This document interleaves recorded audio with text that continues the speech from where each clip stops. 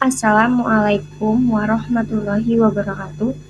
Perkenalkan, saya Dwi Widianingsih dengan NIM 22831200103. Saya dari jurusan Hukum Ekonomi Syariah semester 3 kelas C. Di sini saya ingin menjelaskan seputar asuransi syariah.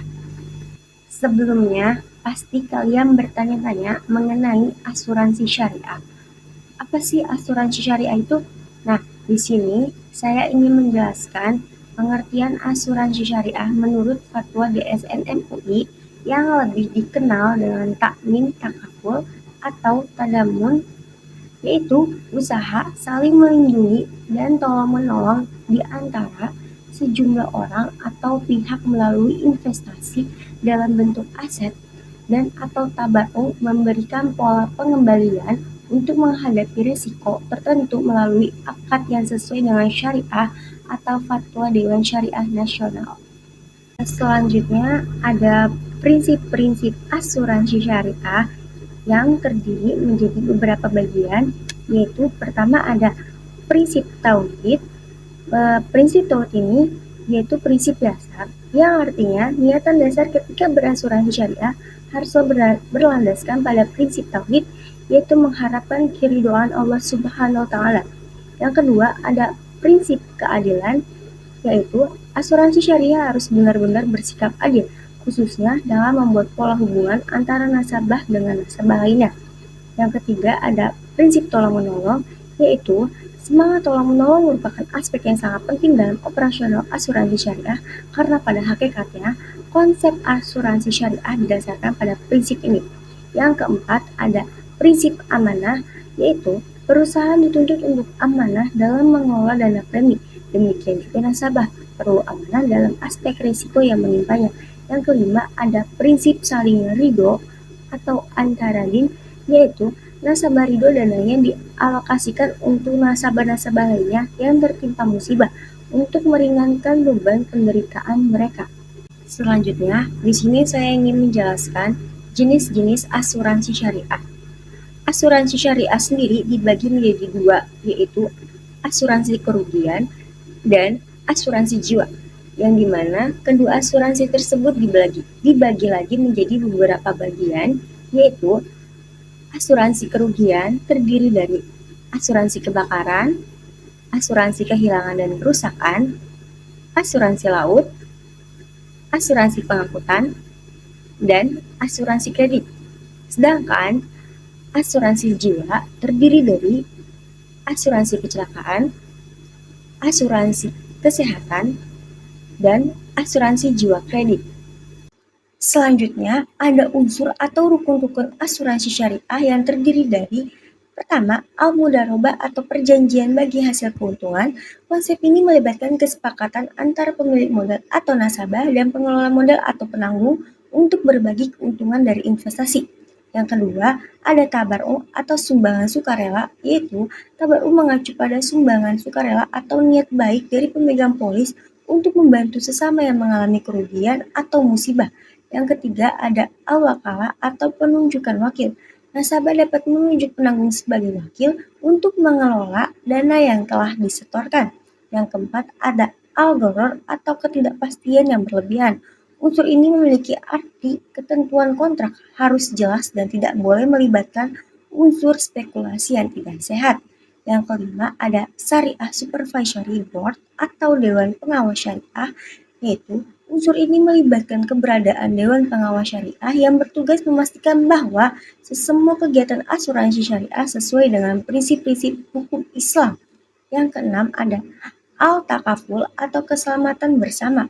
Unsur ini mencerminkan kerjasama dan saling membantu. Yang terakhir ada al-makasib atau keuntungan yang adil. Konsep ini menekankan bahwa keuntungan yang dihasilkan dari aktivitas asuransi syariah harus adil dan tidak melibatkan eksploitasi atau ketidakadilan. Jadi, kesimpulannya, rukun-rukun tersebut membentuk dasar dari struktur asuransi syariah dan mencerminkan prinsip-prinsip etika Islam dalam aktivitas asuransi. Dengan mematuhi unsur-unsur ini, asuransi syariah diharapkan dapat memberikan perlindungan finansial dengan cara yang sesuai dengan prinsip-prinsip Islam. Selanjutnya, ada polemik seputar BPJS. Sistem kapitalis atau biasa disebut sistem pembayaran dorongan ini menjadi polemik dalam tinjauan syariah karena mengandung gharar. Para ulama memfatwakan haramnya praktik asuransi konvensional disebabkan adanya gharar, riba, dan rusaknya akad. BPJS Kesehatan menerapkan sistem kapitasi pada model pembayarannya kepada FKTP atau Fasilitas Kesehatan Tingkat Pertama dan INA CBGS kepada FKRTL atau Fasilitas Kesehatan Rujukan Tingkat Lanjut sebagai proses lanjutan tata kelola dana hasil pengumpulan premi para peserta BPJS Kesehatan. Selanjutnya, ada perbedaan asuransi syariah dan asuransi konvensional. Perbedaan asuransi syariah dan konvensional ini dibagi lagi menjadi beberapa bagian, yaitu berdasarkan prinsip dasarnya. Di sini memiliki perbedaan bahwa asuransi syariah prinsip utamanya adalah keadilan, keberlanjutan, dan kepatuhan terhadap hukum Islam. Sedangkan asuransi konvensional prinsip dasarnya menggunakan sistem bunga dan praktik-praktik lainnya yang mungkin tidak sesuai dengan prinsip syariah.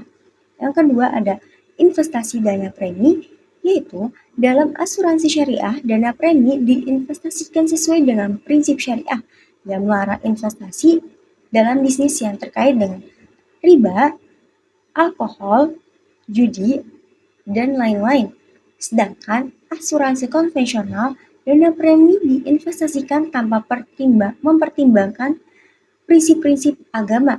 Yang ketiga ada risk sharing, yaitu dalam asuransi syariah mengedepankan prinsip berbagi risiko antar pemegang polis dan perusahaan asuransi.